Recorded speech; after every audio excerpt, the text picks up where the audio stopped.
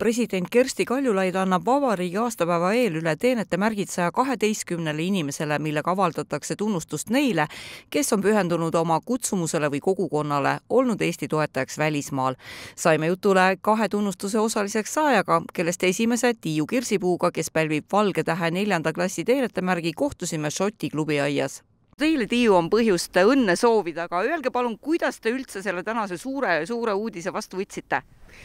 Ma olin Solarise keskuse toidupoes, kui mul helistas üks vana hea tuttav ja soovis õnne, siis ma küsisin, mille puhul ja siis ta ütles, mille puhul. Nii et sain hommikupoolikul teada. Te ei kahtlustanud, et see on nali? Kahtlustasin muidugi. Esimene küsimus oli, kas sa teed muga nalja? No kuidas te selle uudise selles mõttes vastu võtsite, et kas on nii, et viimaks ometi või ikkagi teistmoodi? Ei, kindlasti mitte seda, et viimaks ometi. Lihtsalt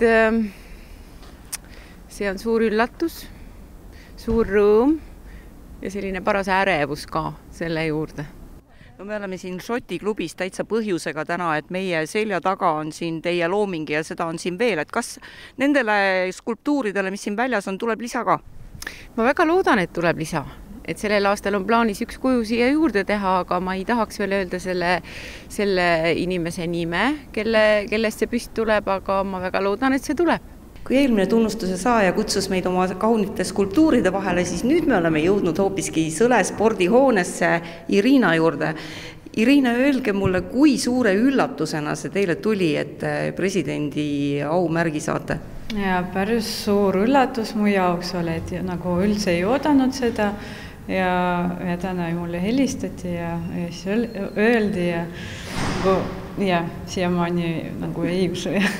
No milline see esimene kõne oli, millega te teada saite, et te olete sellise suure tunnustuse ära teeninud?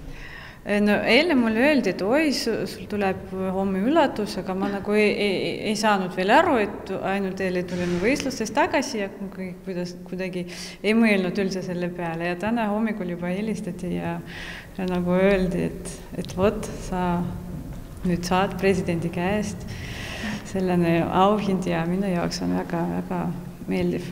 No miks te arvate, miks see autasu just teile määrati?